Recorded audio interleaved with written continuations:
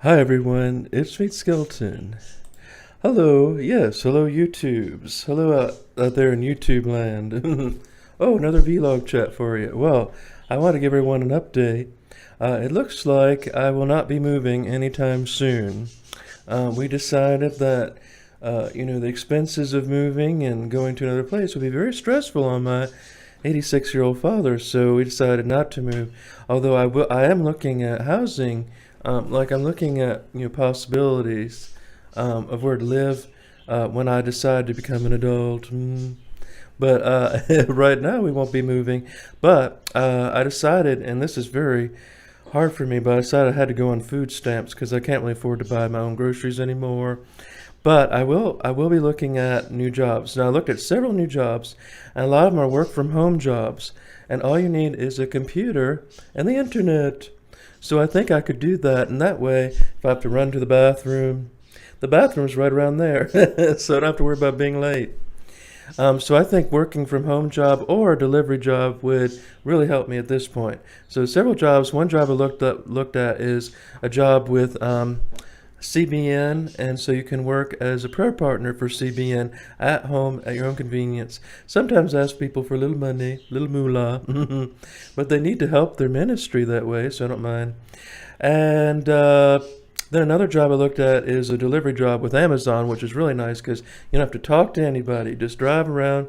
Now, of course, if I go into a rough neighborhood, I don't know what I'm going to do. Yeah, if I see Daquan standing around there at Tyrone looking for some trouble, who knows? But yeah, I think a delivery job would be be very helpful. Yeah. Um, and I've lost half of my quarantine weight. Yay! I was quite a porker back in early July, but I've dropped 10 pounds since then. And that's why I got myself this beautiful new Hawaiian shirt. I'm ready for the beach. I need a vacation, y'all. I need to get away from all this stress in my life. So things have been very stressful lately. First of all, not only they're destroying my city, tearing down all our beautiful monuments, but I am at a financial quandary, and I have some siblings who are very angry at me, yelled at me on the phone, calling me a ungrateful brat, having to deal with older siblings doing that. And I have one sibling who's, he's done a lot better than I have, so I sort of am a little bit jealous, although I think he thinks that I just mooch, mooch, mooch, which is not true. But anyway, folks, I just want to let y'all, I want to let y'all know I won't be leaving Richmond anytime soon. It's going to be very difficult because Richmond is getting more dangerous, and I'll be stuck here with all the hooligans. Hooligans. Now, I might have to get myself a gun, get myself a weapon, and shoot. Yeah, if they come to my house, try to take something, I was going to shoot. Yeah, because I don't put up with that. But yeah, might have to buy myself a weapon. So anyway, folks, I just want to let y'all know I'm doing okay.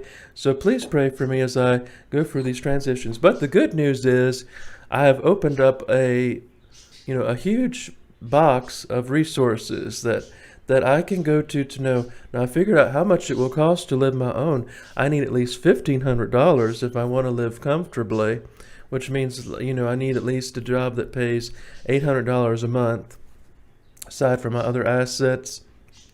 This is also difficult. How do people do this at 20, yet alone 40? I don't know.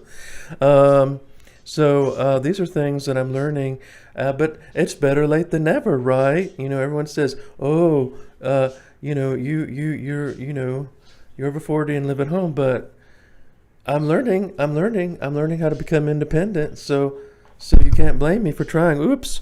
And I won't be giving up on my music. I'm just steering it in a different direction. So if I live in a place where, let's say I have to move to an apartment and I can't have my music, I'll just find a local church where I can store my instruments and stuff. And I think a lot of churches allow people to practice, and they don't even charge money. And they might even allow me to sing at some of their functions. So that's an option for me.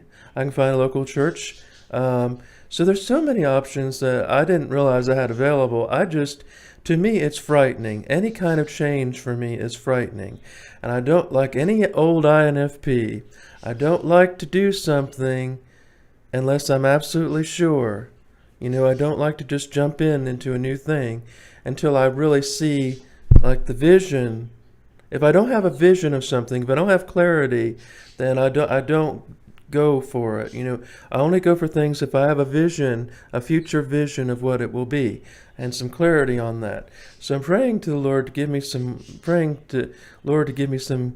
I did get a Bible verse from the Lord, and I believe it is Thessalonians 6:13, if I'm correct. I think it's Thessalonians 6:13, if I remember. Let's see, Thessalonians 6:13. Oh, no, that's not it. That's about idleness. Oh, well, it's some other book. I have to go back and ask the Lord again what verse it was. I know it was 6:13, one of those books, that he's written. I just can't remember which one. But it had to do with putting on the armor of God and standing in truth and being prepared when things fall. Just, put on the armor of God and be ready. And that's very pertinent to what's happening. So yeah, look at all this happen. I was almost arrested. I had a bat in my house, possibly with rabies.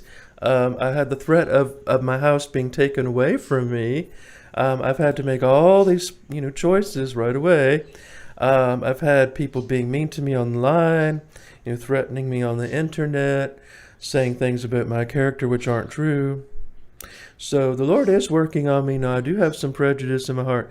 The Lord was showing me I do have some prejudice, and especially towards certain groups that I wasn't aware of. Like, for example, I have a slight prejudice towards the Jews. I don't know why, because my parents didn't have any prejudice against them. Although my grandfather, who was German, used to say, I have to work with a bunch of Jews, and they're not near as bad as I thought they would be. But he didn't like Hitler. He thought Hitler was too liberal. So he thought FDR was too liberal. Oh well, folks, look, I look like a tourist from the 1980s, like a middle-aged tourist stepped out of a 1980s sitcom or something. Oh well.